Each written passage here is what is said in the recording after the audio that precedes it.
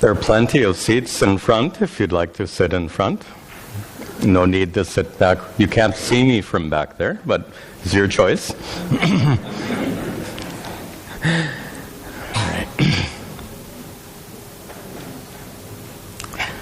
Om Sahana Vavatu Sahano Bhunaktu Sahaviryan Karavavahai Tejasvinavadhitamastu ma vidvishavahai. Om Shanti Shanti Shanti Narayanam Namaskritya Naram Chaiva Narottamam Devim Saraswatim Chaiva Tato Jayamudirayet. Good. Welcome back. We begin today a new chapter in our study of the Mahabharata, the Aranyaka Parva. For some time we've been seeing the chapters that are included in what we call the Vyadha Gita. The Vyadha Gita is that portion of the Aranyaka Parva which is the dialogue between the Vyadha butcher and this Brahmana. So in an interesting turn of events, the Brahmana is not lecturing the butcher. The butcher is lecturing the Brahmana. All right. Excuse me.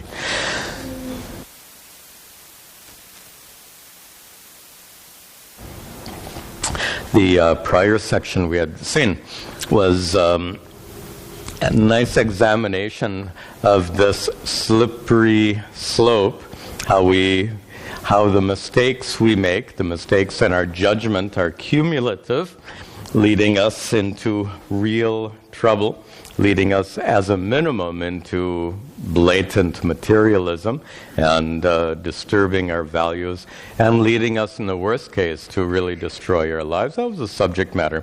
And we saw that it resembled somewhat the teachings of the Bhagavad Gita, which is not surprising since the Bhagavad Gita is also an excerpt from the Mahabharata, just as the Bhagavad Gita is an excerpt from the 12th book of the Mahabharata. The Vyadha Gita is an excerpt from the 3rd book, which is what we're studying. Okay. With that introduction, it'd be helpful if I put that slide up there and you can see what we're talking about. So, in the midst of this Aranyaka Parva, a very lengthy Parva because the Pandavas are in the forest year after year after year after year. So based on that, it's a long Parva. We've come to chapter 203, which is also going to resemble the Bhagavad Gita somewhat. At least the first part of the chapter looks very similar to chapter 14 of the Bhagavad Gita. What is chapter 14? Some of you remember Gunatraya Vibhaga Yoga, the examination of the 3 gunas, Sattva, Rajas, Tamas. The opening part of this chapter begins in a similar way to chapter 14, but then proceeds into some very profound observations. The theme of the chapter, as the title indicates, is the cultivation of Sattva Guna leads you towards enlightenment. Notice I used the word cultivation. That's not part of the title because it wouldn't fit, but that's the sense of it. Sattva Guna, and what is Sattva, Rajas, Tamas, most of you know, but it'll be explained clearly in the first couple of verses of the chapter. But the point is that Sattva Guna is cultivated. And if it's not cultivated, it means you're cultivating something else, like Rajas or Tamas. And there are consequences, and this is a good topic, it's come up before, and that is the choices we make in life, the areas where we concentrate our attention has great consequence in terms of how our lives develop. And if we turn our attention and focus our efforts on cultivating Sattva Guna, And again, the discussion will come here in just a moment. But by cultivating Sattva Guna, we are led on the path to enlightenment. And this chapter will demonstrate how that's so. The Vyadha will tell us how that is so. All right.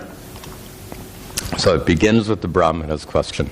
Brahmano vacha, Brahmano Sattvasya rajasaschaiva, Sattvasya rajas tamasascha yatha tatam, tamasascha yatha gunans tattvena me bruhi, gunans tattvena me tatha variha prachataha tatha.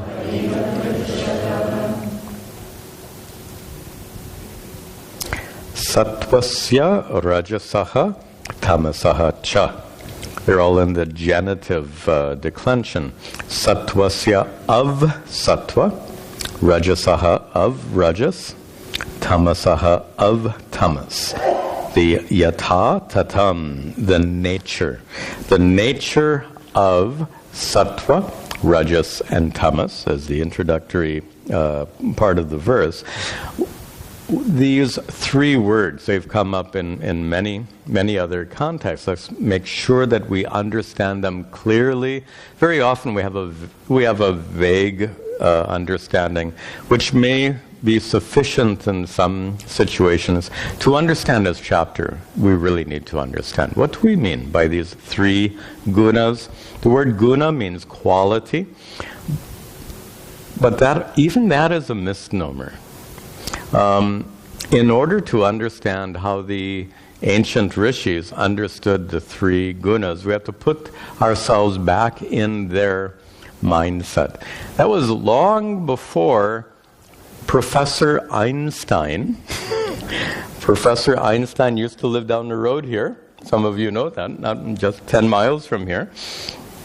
So Professor Einstein taught the equivalence of energy and matter. In ancient India, what did they understand about energy and matter? Nothing in the way that Professor Einstein understood. In modern times, we envision the world in terms of matter and energy.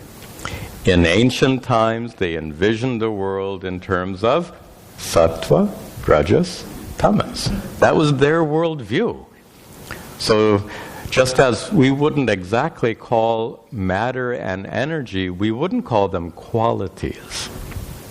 In the same way, sattva, rajas, tamas, properly understood, are not qualities in the normal meaning of the word. Energy and matter are the constituents because of which everything exists. In the same way, according to this ancient worldview, sattva, rajas, and tamas are the fundamental constituents of nature. They're not qualities of things. They're fundamental constituents. Yes, I know we call them gunas, and we know that the meaning of the word guna is quality, but in the way that they use the words, we're talking about fundamental constituents. We see the world as matter and energy. Matter is stuff. Energy is not, except to Professor Einstein. They're both the same thing. In the same way, what about sattva, rajas, tamas? In fact, this matter-energy dichotomy shows an interesting point. There are some things in the universe which are tangible, physical, tangible to your senses. There are many things in the world which are not tangible, not physical. Now, we could say some forms of energy are not tangible or physical. Some forms are. The light shining on me is energy. That certainly is tangible. But there are many things in the world that are not tangible. Tangible means you can't see them, hear, taste, smell, or touch them. They're not accessible to your senses at all. And the best example of that would be your mind, your thoughts. Do your thoughts exist? Of course they exist. Are they tangible, physical things? If your thoughts are a thing, then what is it? The American expression? I'm going to give you what's part of my mind. What is the expression? What's on my mind? A piece of my mind. I'm going to give you a piece, I'm going to give you a piece of my mind. Okay, please. Show me that. I'd like to see that piece of your mind. It's an interesting expression because the mind is not a physical thing. You can have a piece of a brain, but you can't have a piece. Think about that. Don't think about that. But peace of mind means something else. The point here is that clearly the world is divided into physical, perceptible stuff and non-physical, non-perceptible stuff. In Sanskrit, we use the word stula to refer to physical, tangible stuff, and we use the word sukshma, or subtle, to refer to non-physical, non-tangible stuff. It's still stuff. The very fact that we would say piece of mind, a piece of my mind, suggests that it's some kind of stuff. It's just not tangible stuff. Non-tangible stuff, we call it sukshma. Now, these three gunas pertain to both stula and sukshma. Here we're trying to get the ancient worldview. When we consider stula stuff, we have three gunas are present. Sattva, Rajas, Tamas are all present in the nature of physical stuff, but most significantly, they are present in the form of non-physical stuff. That's really our discussion. We're not going to discuss physical stuff. That's what scientists do, right? Physicists, etc., chemists. We're not interested in physical stuff. We're interested in a piece of your mind. We're interested in the subtle stuff, because that's what spiritual life is about. Spiritual life is focused on the mind. Why? The locus of the problem is the mind, our thinking. And if the mind is the locus of the problem, the mind will be the locus of the solution. So necessarily, we have a tremendous amount of emphasis on the mind. So now we're going to restrict our discussion to sattva, rajas, and tamas as they pertain to the mind. Okay, we haven't defined them yet. The text itself is going to define what are sattva, rajas, tamas. So these are fundamental constituents of the world in general, and they're fundamental constituents of your mind in particular. That's our discussion. And the Brahmana asks, he says, Gunan tatvena me bruhi. Me bruhi, tell me. Tell me tatvena, truly. Tell me truly, tell me the truth. Gunan, tell me the truth of these gunas. Tell me what they truly are. And yathavat iha prachataha. Iha prachataha, as asked here. Iha here, prachataha, as asked here. Yathavat, in that way. In the manner that I have asked, please explain what are these three gunas. The opening question, to which the butcher replies, Vyadha vacha, Vyadha. I can't read this. Yeah, here. Mohatmakam tamastesham. Mohatmakam tamas.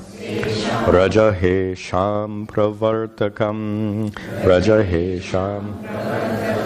Prakasha bahulatvacha. Prakasha bahulat. Sattvam jaya hi hochyate. Sattvam jaya hi hochyate. Tesham, amongst them. Amongst what? Amongst the three gunas, sattva, rajas, tamas. Amongst them, there is one which is mohatmakam. It is the nature of delusion, confusion, and that one is tamas. So we're going to first get a one-word definition for each of them in this verse, and then the next three verses are going to describe them verse by verse in more detail. Here we get the overview. Tamas is mohatmakam, causes confusion. Now, you've probably learned tamas is a principle of inertia. It's a fine definition, but our context now is focused on the mind. So if you want to talk about the principle of inertia with reference to the mind, tamas is mohatmakam. It causes confusion, it causes delusion. Rajaha, on the other hand, rajas, a sham amongst those, it is pravartakam, causes action, the source of action. If tamas causes delusion, then rajas causes activity of your mind. That's our context. Tamas causes delusion of your mind, confusion, ignorance. Rajas causes activity. And in the last line, sattvam, sattva guna, prakasha bahulatvat. Because it is bahulatvat, because it is primarily in the form of prakasha, light, shining, brilliance, intelligence, all of those senses. Sattva, again, you think common translation of sattva would be principle of purity. If tamas is a principle of inertia, if rajas is a principle of activity, and if sattva is a principle of purity, we apply those to the mind, and we see tamas as ignorance, we see sattva as rajas as activity. That makes perfect sense. But then sattva, purity, what does that mean with reference to the mind? Here he uses the word prakasha, shining, in the sense of intelligence, in the sense of sentiency.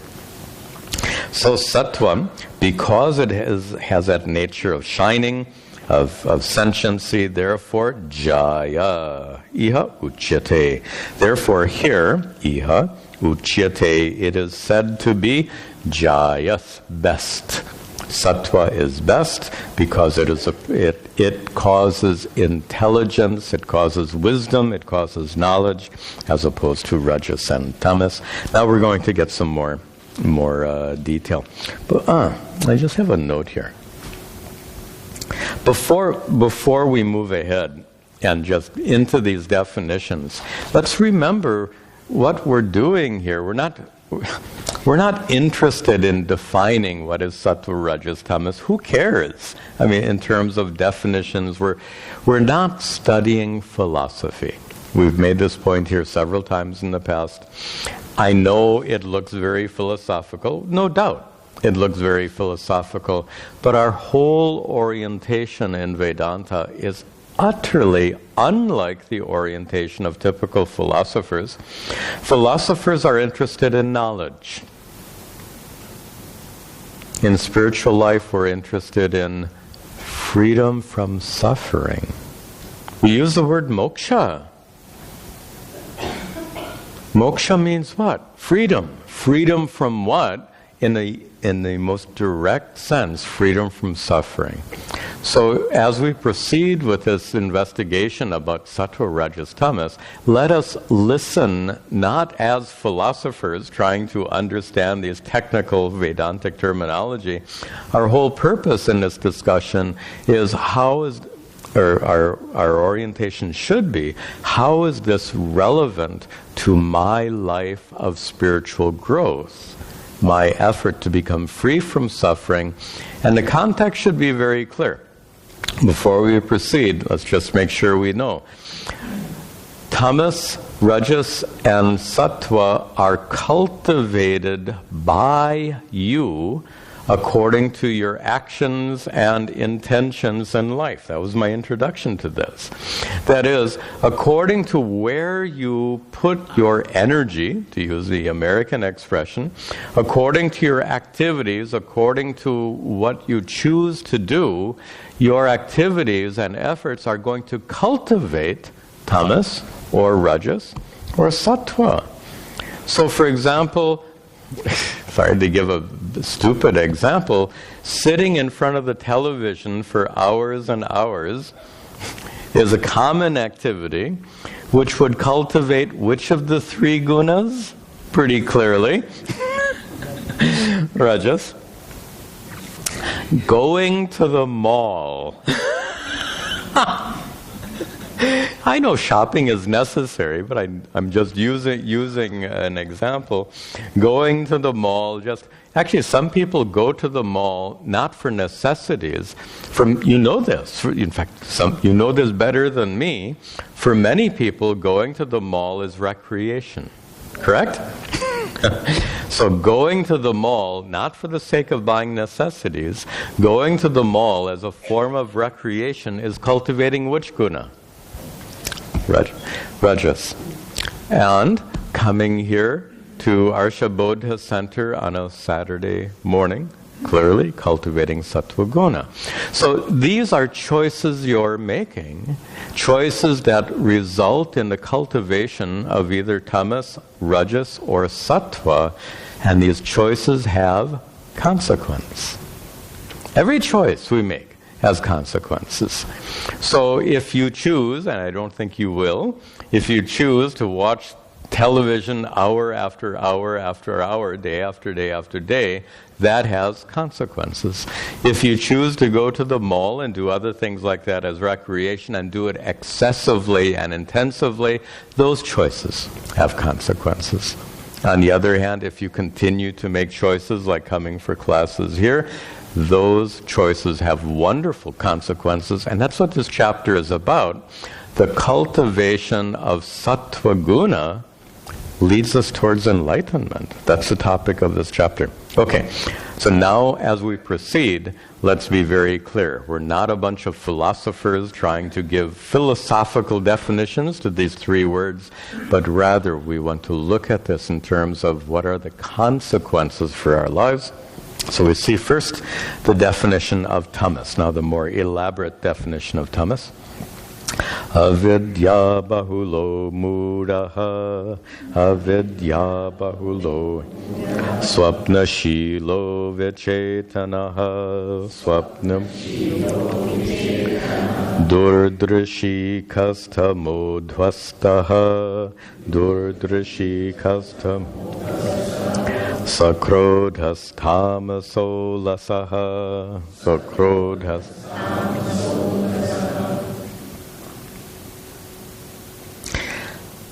Just to show the approach employed in these verses in understanding what is sattva, rajas, and tamas, we already said it's not something we can observe.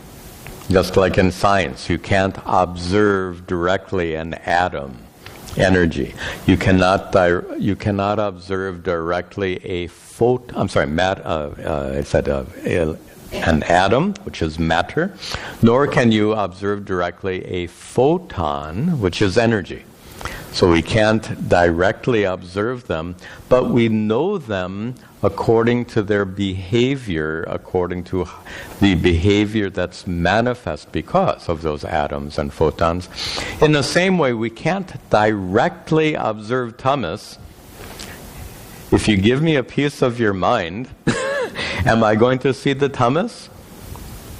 Well, you see the problem. We can't exactly give a piece of the mind. It's not a physical thing.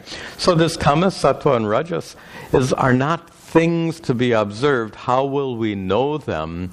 We'll know their presence in our minds by their effects. Excuse me. The presence of tamas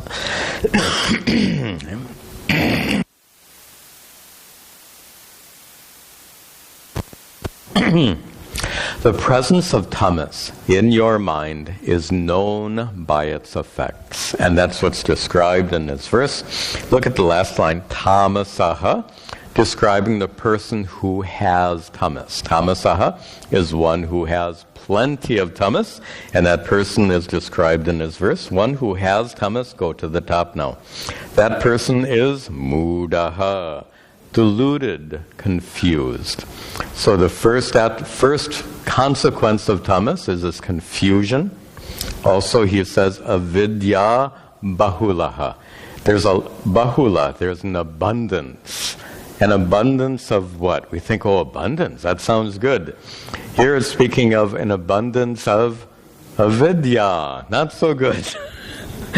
So avidya bahulaha, an abundance of avidya, mudaha, confusion, delusion, swapnashilaha, an inclination for sleep.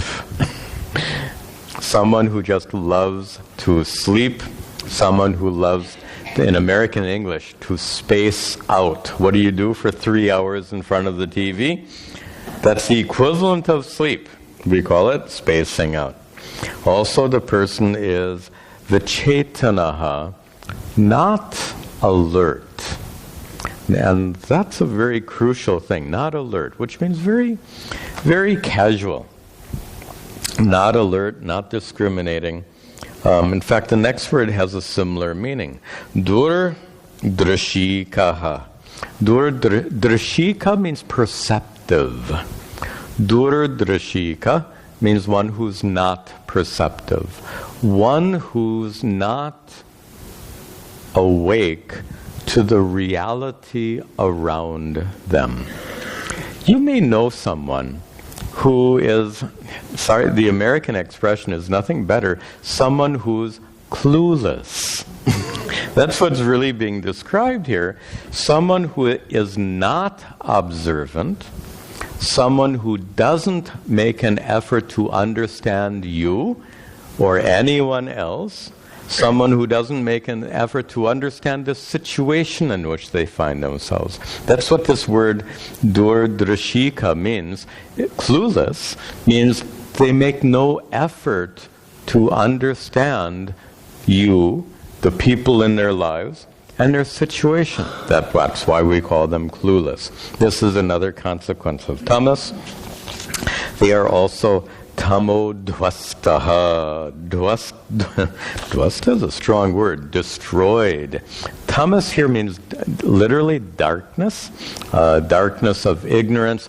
Oh, darkness can mean mood. Do you ever get into a dark mood? One of the meanings of tamas is darkness. So here, tamodhvasta, someone who is afflicted with a dark mood, means what? Depressed. Depression. So depression would be another manifestation of tamas. And at the end of the last line, alasaha, that's the most obvious of them, lazy. All right, alasaha, lazy. And the last term is a little surprising. Sakrodha. Krodha means anger. Sakrodha means one who has anger. And generally, we associate anger with rajas and not with tamas. Generally, we associate anger with rajas and not with tamas. Here we see krodha associated with tamas. Now, that's okay, because this is not mathematics where there's one and only one right way of explaining things. Just a general principle. We're studying scripture. We're not studying mathematics. In mathematics, there's one and only one right solution to a problem. In a scripture, there are multiple useful ways of explaining something. So don't let us not be rigid. Someone might say, Swamiji, isn't anger usually associated with rajas? Yeah. But doesn't it say here tamas? Yeah. But that's wrong. We need not be so rigid. You get my point. This is not mathematics. This is spiritual teaching. That kind of rigidity is not helpful. The observation is someone who is described as is described in this verse, someone who's lazy, someone who's inattentive, someone who's clueless, etc. Could that person also be angry? Certainly. So anger can go along with that package. That is the nature of someone who is tamasaha, someone who's under the influence of tamas. And what is the point of the verse? Not to define what is tamas, but rather to identify the manifestations of tamas so that we can observe ourselves and see where those tamasa, where those tamasic qualities are arising within us, and should we see some of these traits arising within us, we should be alert to that fact and try our best to avoid it, because it will pull us down. And we'll see it in bigger view in just a moment. Let's see Rajas now in the next verse. Pravritta bhakyo mantri cha, pravritta bhakyo mantri, yo nuragya vyasuyakaha, yo nuragya Vivit samano viprarshe, vivit samano vipra, stabdo mani sarajasaha, stabdo mani. Then the last line, saha rajasaha, saha, he. A person of this kind is rajasaha. This person is rajasic. This is a person who has a lot of rajoguna, the quality of rajas. And how's that person described? The person is described as pravritta vakyaha. One whose vakya, speech, is pravritta, ongoing. Means what? Someone who talks a lot. Someone who just talks and talks and talks. They need to hear themselves speaking, right? You know people like that. So that tendency to talk a lot. By the way, we should understand why. If somebody likes to talk a lot, why? And most of you know this, and that is there's some insecurity. It's driven by some insecurity. I'll just share with you an anecdote. When I was a young student, as an experiment, I practiced maunam for a while. I just kept quiet. Maybe for a few days I did that when we were studying during our 3-year course in the ashram in Pennsylvania with Puja Swamiji. So I kept quiet for a few days. And what that taught me is I could see the urge to speak arise within me again and again and again. And remember, maunam is not just a mechanical thing. It's part of a spiritual practice, part of a practice of self-inquiry. The practice of maunam is not just to keep your mouth shut or not to speak. If that were true, somebody who had an injury to their vocal cords would be practicing maunam. That's not true. So maunam as a spiritual practice is not merely refraining from speech, but rather observing the impulse to speak and learning from that.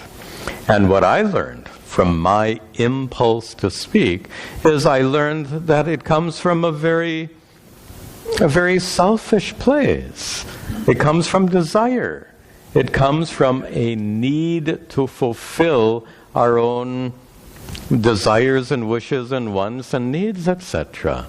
And it can come up in different ways. It can come up in an ego way of pay attention to me. Speech is very often used for that. It calls other people's attention to ourselves for the sake of satisfying ego needs. And I saw that, amongst other things, I saw that in myself. When I practiced maunam, I saw that urge to speak and discovered what was prompting that need. So here, that pravritta vakyaha, someone who's very talkative, because that talking too much is driven by some inner discontent, by some inner needs, ego needs, etc. Also, the person with a lot of rajas, a lot of rajoguna, is also mantri. Mantri actually sounds like a good word. It's someone who gives advice. Someone who thinks a lot is a mantri. Someone who gives advice is a mantri. But here in this context, mantri, we're talking about someone who has rajas. So mantri, in a sense of one who thinks a lot, is a meaning of mantri, could mean one who worries. That would be a good contextual definition. Generally, mantri means one who gives advice or one who thinks a lot. Here, one who worries. Or if you want to say one who gives advice, one who just, you may have a friend who just gives all kinds of silly advice. So someone who just, without thinking clearly, without thinking properly, they just talk, they just give advice. Then further, yaha anuragi abhyasuyakaha. We have to break these words apart. Yaha, one who is both anuragi and abhyasuyakaha. And if you have my printout, please cross off the translation. It's absolutely wrong. I don't know. I do this translation, but sometimes I don't do it very carefully. So these translations are absolutely incorrect, what you see up here.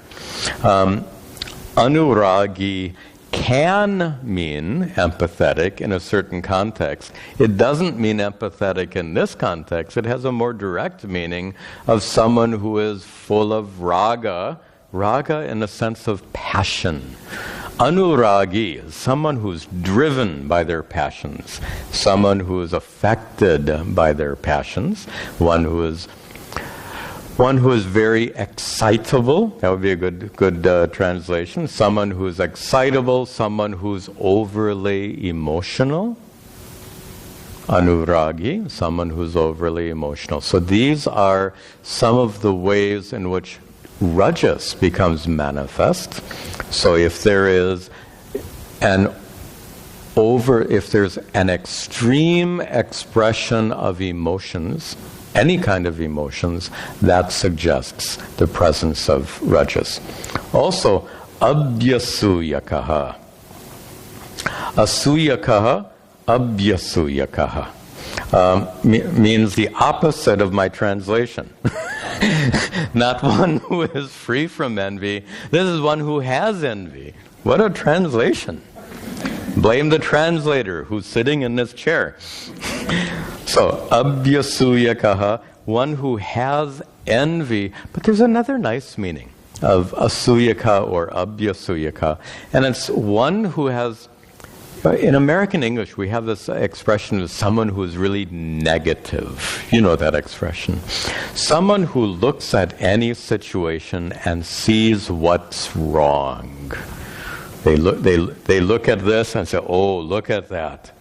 You know, they could walk outside they could go to a beautiful park with all trees and a pond, and there's some swans floating in the pond and all of this stuff, and they'll find one bit of litter on the ground, and they'll look, "Oh, look at that. How disgusting." Ignoring all the beauty around them and focusing on the negative. So that's another meaning of asuyaka or abhyasuyaka, is someone who's always looking for what's wrong, is another definition, driven again by rajas.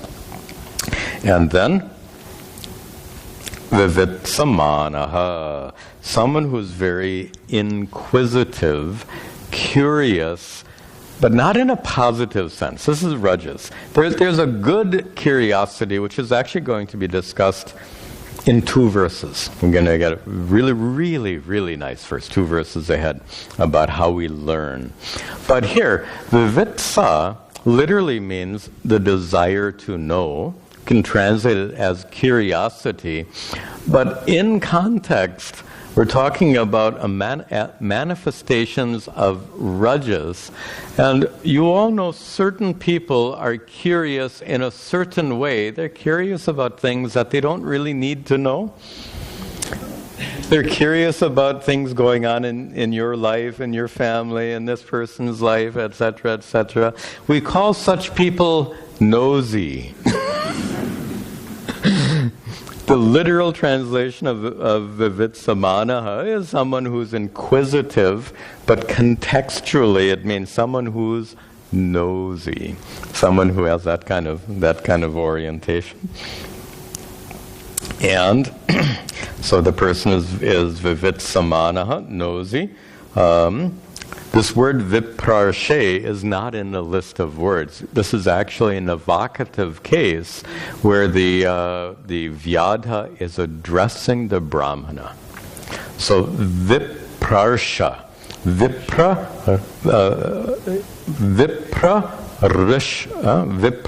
rishi is actually the word. Vipra means Brahmana. Rishi, you know. Vipra rishi becomes viprarshi. A rishi who is a Brahmana, he's addressing the Brahmana, and so viprarshe, O great Brahmana, is what that means. And the last qualities of the person who is rajasaha, who has lots of rajas, is a person who is stabdaha, stubborn, and mani, proud. He has so much pride. Stabda, you might think, wait a minute, Swamiji, isn't stabda, being stubborn, isn't that tamasa? Yeah. Usually. So a more common expression, if more commonly being stubborn would be associated with tamas. Here it's associated with rajas. Again, as we said before, we need not be so rigid. We're trying to understand mental traits, mental qualities. We can do so without being overly rigid. And again, what is the point? We should be alert to what's going on in our own minds and our own behaviors, and be alert to the presence of rajas.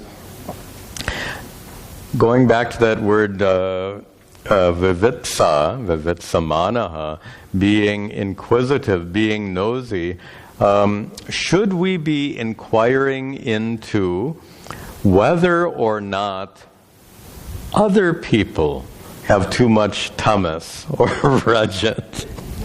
Then just a quick aside, this is a problem amongst spiritual seekers, is they learn this kind of material and then they start to apply it not only to themselves, they start to apply it to everyone else around them. And, so when they talk to some family member who's sitting in front of the television set, oh, you're so tamasa. Or someone who's getting a little bit irritated, oh, you're so rajasa. To be honest, these teachings are not meant for evaluating others. These teachings are meant for understanding ourselves. Who are you? Who are we to make judgments about others? That person sitting in front of TV, maybe there's a legitimate reason. And maybe they've just been working for 16 hours. And they find this television watching relaxing after their 16 hours of work. And then we make a judgment, oh, you're so tamasa. Who are we to judge? Similarly for rajasa activity. Anyway, these teachings are not for the sake of judging others. These teachings are for the sake of understanding ourselves. And finally, we come to Sattva Guna, which is the one we want to cultivate, and we want to avoid the cultivation of Rajas and Tamas. So we see Sattva here. Prakasha bahulo dhiro, prakasha bahulo, nirvivitso nasuyakaha, nirvivitso nasuyakaha, akrodhano narodhiman, akrodhano dantaschaiva sasatvikaha, dantaschaiva sasatvikaha. And the last line, saha satvikaha. Saha, that one. That person is satvikaha. That person has a lot of Sattva Guna. And how is that Sattva Guna apparent in that person? Go back to the top. Dhiraha. Many meanings for dhira. Common meaning, patient. That would be a good contextual meaning here. Someone who is patient, someone who is prakasha bahulaha, someone who has an abundance. 2 verses back we saw an abundance of ignorance. Here we have an abundance of prakasha, literally light. An abundance of light means an abundance of intelligence, an abundance of wisdom. Person is also nirvivitsaha, is without, literally it means without curiosity, but just a comment, how carefully we have to define words in context. In the last verse, we saw that word vivitsa, curious. But curious in the context of Rajoguna means curious in a negative way, means nosy. So we have to get the right definition. Here, nirvivitsa, without curiosity. In this context, in the context of Sattva Guna, means dispassionate or detached. So we have to be very careful with how we define words in context. Nirvivitsaha, disinterested, dispassionate, not affected by every little thing that happens around them. Anasuyakaha, without asuyaka, without envy, without that negativity, without that always criticizing. And akrodhanaha, person who is not angry, free from angry. That naraha, that person is dhiman, is wise, and dantaha cha, and self-controlled. That wise, self-controlled person is one who has a prevalence of sattva. Now, before we're going to summarize this and move on to the very Vedantic teachings, begin with the next verse. Before we go there, just to summarize what we've seen so far, there is no person alive who has only one of these 3 gunas. It is not possible for someone's mind to be 100% tamasa. It's not possible for one's mind to be 100% rajasa or sattvika. Our minds are always means always. Our minds are always a combination of the 3. What we seek to do is to minimize the amount of rajas and tamas and maximize the amount of sattva. Let's be very clear. It is not possible to have a perfect mind. If you expect that one day, if you do enough sadhana, if you do enough spiritual practice, your mind will be perfectly free from tamas and rajas, it is fiction, total fiction. We minimize tamas and rajas. We can't completely eliminate it. It's not possible to have a perfect mind. A mind that were 100% sattva guna would be a perfect mind doesn't exist. Just as it's not possible to have a perfect body. Just to illustrate, in fact, an illustration we've used before, how long, if you were working out in a gym 8 hours a day, how long would it take to have a perfect body? Obvious. It's not possible to have a perfect body. There's no such thing as a perfect body. Bodies are not perfectible, if we can use that word. And if that's true of the body, it's equally true of the mind. How much sadhana would you have to do to have a perfect mind? Or better yet, how much therapy? Some people go and see a therapist, which is good. It's really good. So how much therapy will you require to get rid of all of your problems? Not possible. Okay, we're not after a state of mental perfection. We're after improving our mental conditions for the sake of being effective in spiritual life. One last observation. When we studied chapter 14 of the Bhagavad Gita, where we took these 3 gunas, we used some nomenclature, which is very cute or clever to describe the people who have the predominance of each of those. Someone who has a predominance of sattva, these are all the good qualities, all the spiritual qualities. So that person who has a predominance of Sattva Guna, we call such a person a yogi. We just saw at the end here. So akrodhanaha, free from anger, dhiman, wise, dantaha, self-controlled. Sounds like a yogi. But one who has a predominance of rajas, that principle of passion, that sense of acquisitiveness, the verse didn't really talk much about that aspect. But rajas, that passion, I'll put it like this, passion expressed in the mall. Passion expressed in the mall is acquisitiveness, not inquisitiveness, to acquire. To acquire lots. So rajas drives us to acquire lots of things. So such a person then is called a bhogi. Bhoga means enjoyment. Bhogi is one who's driven to enjoy. Yoga, one who has a lot of yoga is yogi. One who has a lot of bhoga, who wants a lot of bhoga, is a bhogi. And what about one who has a lot of tamas? The description we gave included things like he sleeps too much, he's depressed, he's always very negative. It's just, there's something wrong with the person. Especially depression is a mental illness. That person is, in a sense, ill, so that person is called a rogi. Roga means illness. Someone who has that illness is rogi. So this is one way of understanding. Someone who has a prevalence of Sattva Guna is the yogi. Someone who has a prevalence of Rajoguna, bhogi, and a prevalence of tamas, rogi.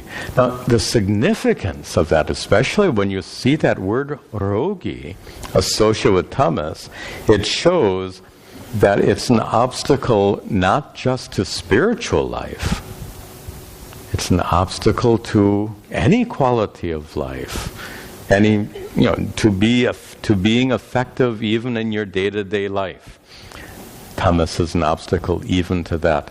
Rajas may not be as much of an obstacle to your day-to-day life, but it most certainly is an obstacle to spiritual growth. Okay, enough said. So having defined these three gunas and defined them by showing how they manifest in our lives. Now he's going to demonstrate how, when Sattva Guna is cultivated, when tamas and rajas are minimized, we see a transformation in someone's life. I bet some people have seen a transformation in some of your lives. I'm sure of that. And here he's going to describe that transformation as sattva and tamas, as rajas and tamas are decreased, as Sattva Guna is cultivated, a transformation of life, and that transformation is described here in verse 8. Sattvikas tvata sambuddho, sattvikas tvata sambud, loka vrittena klishyate, loka vrittena yada buddhyati bodhavyam, yada buddhyati bodh, loka vrittam jugupsate, loka vrittam jugupsate. So he begins to describe the transformation of one's life that takes place due to minimization of rajas and tamas and cultivation of Sattva Guna. He says, Sattva Gunaha tu ata now, tu, on the other hand, Sattva Gunaha loka vrittena klishyate sambuddhaha. Loka vrittena klishyate. Start there. Klishyate, being afflicted. Klishyate, being afflicted by what? Loka vrittena, by worldly activities. Being afflicted by worldly activities means what? You go to the mall to buy a particular item, it's sold out. That's the example. The normal problems of life, whatever those problems of life are, you go to the mall to get something, it's not there. Whatever you want, you seek out those various things. There are always obstacles and problems. Whatever we try to accomplish in life, we find plenty of problems. We find plenty of disappointments. We try to do so much. We try to accomplish so much. We find lots of problems and afflictions. Klishyate. This person is afflicted. Loka vrittena, by the activities of daily life. And as a result, sattvikaha, the presence of Sattva Guna, ata, then, under those circumstances, what does the presence of Sattva Guna do? Sambuddhaha. It creates wisdom. Literally, the literal meaning of sambuddha means it wakes you up. Problems wake you up. And what is being taught here is a general principle, a very important principle, and that is, if we are naive and we think that if we work hard enough and long enough, we will accomplish anything and everything we hope to get in life. If we think that, what are some of these weird expressions? The world is an oyster? What does that mean, world is an oyster? I have no idea. It's an expression. It suggests that it's all there and available for you to enjoy. The world is laying open for you, and all you have to do is go and seize whatever you want. What a ridiculously naive attitude. None of you would have that attitude. How did you avoid having that attitude?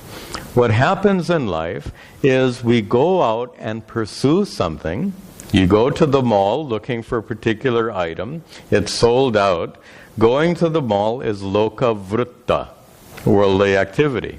Loka vrittena, due to that worldly activity, klishyate, you are afflicted, and as a result of the affliction, sattvikaha, the presence of Sattva Guna in your mind leads to sambuddhaha.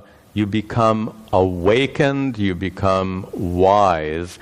Wise with regard to what? Wise with regard to knowing that you can't, I pause whenever you can't always get what you want. There's a principle. You can't always get what you want. When I say that, some of you know in the 1960s there was a famous song of the Rolling Stones. And this is my generation, maybe not yours. So that famous song of the Rolling Stones has that as a refrain, you can't always get what you want. There are many naive people who think you can get what you want. You just have to try hard enough, and you have to push enough people out of your way. Wow. You have to push enough people out of your way so that you can have what you want. What a terrible orientation. Yet many people have such an orientation. Why? And even though they have that orientation, they want to push people out of their way for the sake of getting what they want.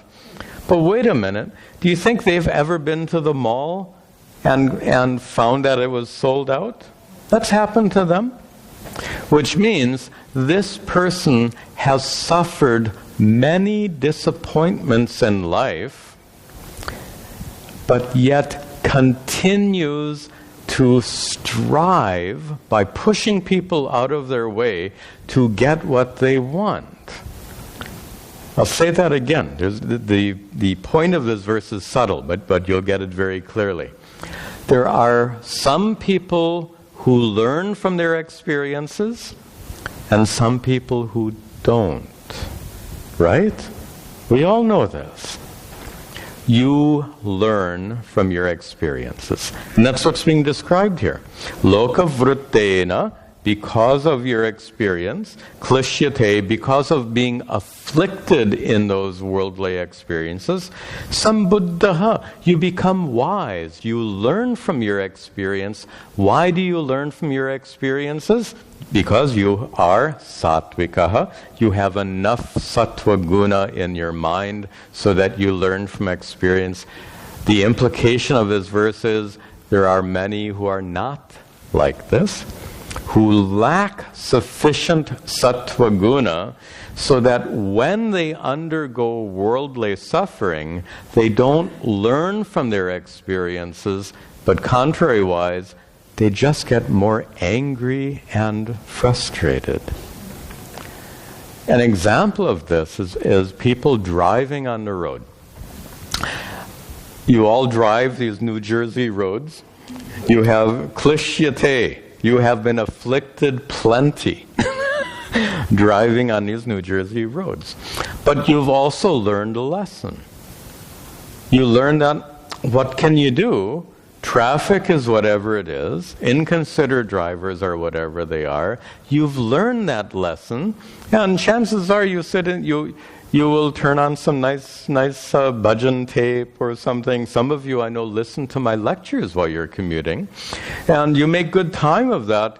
You have learned the lesson. Traffic afflicts you, and because of your sattva guna, you have sambuddhaha, you've learned a lesson, and you use that time productively. On the other hand, there are plenty of others who drive in New Jersey who haven't learned the lesson because of the absence of sattva guna.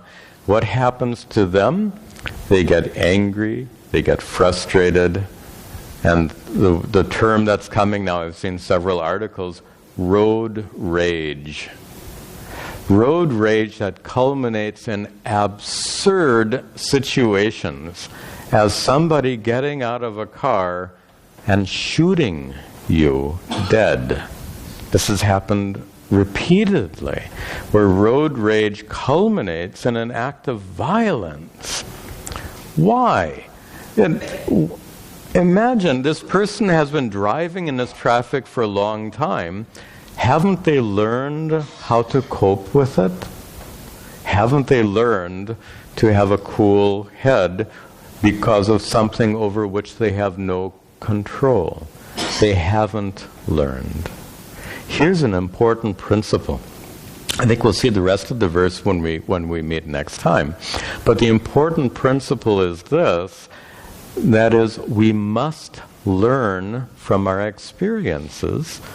The presence of sattva guna is that which allows you to learn from your experiences. Of course, you all have that quality. There's a nice expression in American English that's used in churches. They call it preaching to the choir. Preaching to the choir means giving a message that they already know. Or a message that they don't need to get. And in a sense, you don't need this message because you have sufficient sattva guna to have learned from your past mistakes. It has lifted you up. Why do I say that you've already learned this with such confidence? Because you're sitting here in this class. Without that much sattva guna, you wouldn't even dream of coming to a class on Mahabharata. The key point here is sattva guna is the key to learning from our experiences. Someone who never learns from their experiences, they never come up. Someone who learns from their experiences, comes up. And look at this. The more experiences we have, the more we learn.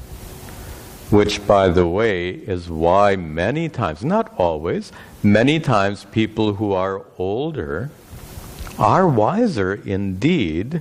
Why? They've had many more experiences from which they've learnt and grown. Not always, but in general. Someone who has Sattva Guna and who has decades of experience, from all those experiences they learn, they gain wisdom, they come up, and that is the first step towards spiritual growth. The next couple of verses will describe the following steps. First step is to learn from your mistakes, learn from your experiences with the help of Sattva Guna. Then the following steps we'll see in our next class. All right. Some closing announcements. Tomorrow, Sunday, our parent organization, Arsha Vidya Gurukulam, is celebrating its 30th anniversary. And I'll be there for the celebration. You're all welcome to come for the celebration. It'll start at 9:30 with a concert, and then there'll be several speakers. I'll speak briefly. Swami Tadatmananda will give the main talk, and they'll have a nice lunch afterwards. So if you like, please come out and join us, Arsha Vidya Gurukulam, for their 30th anniversary tomorrow. Because of the anniversary celebration, we will not have satsang here tomorrow. Usually Sunday evening we have satsang. Because of that celebration, I'll be out there much of the day. We will not have satsang tomorrow. Next Saturday, as I mentioned before, we're celebrating Janmashtami. So please plan on coming. We won't have the meditation class and Mahabharata class. Instead, please come at 11 o'clock. We start with a simple puja. There'll be some chanting and stotras, and then I'll have a discourse for the occasion. And of course, we'll have prasad afterwards. If you're coming, please bring a dish of food with you. There's a sign-up sheet over on the counter. You can sign up to bring a dish of food, and please help. We need to fill up the sign-up sheet so that everyone can have some food after the program next Saturday. And library will be open after class. We'll conclude with our prayers.